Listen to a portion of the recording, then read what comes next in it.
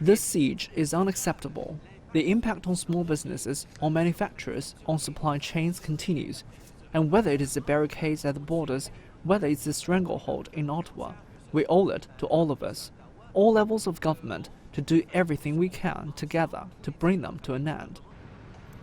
The protest has entered its 13th day.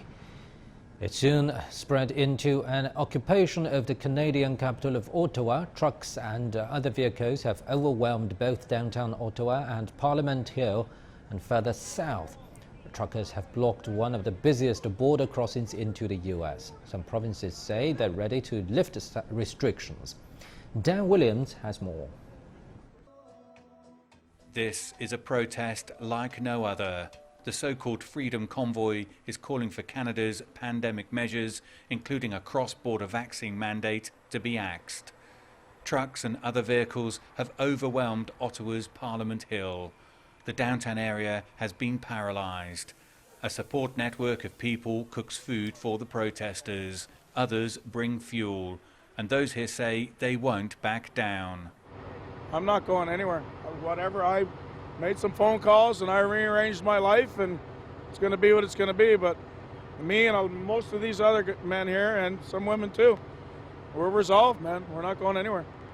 This has to be fixed. It's about our children, our future. It feels like we're being policed from every direction, and we want freedom. Although not everybody in Ottawa welcomes the protesters. It bothers me.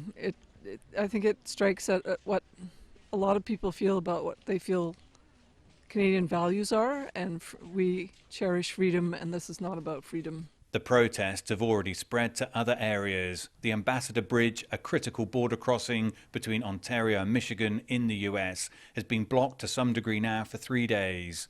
That will be a concern for authorities and the economy, with an estimated $300 million worth of goods normally passing over the crossing each day. Other countries are watching events here closely. There have already been similar kinds of protests in France, New Zealand and Australia, while a US truckers convoy is expected to gather in California in March before heading to Washington, D.C. But the question here remains, when and how does this end? Dan Williams, CGTN, Ottawa.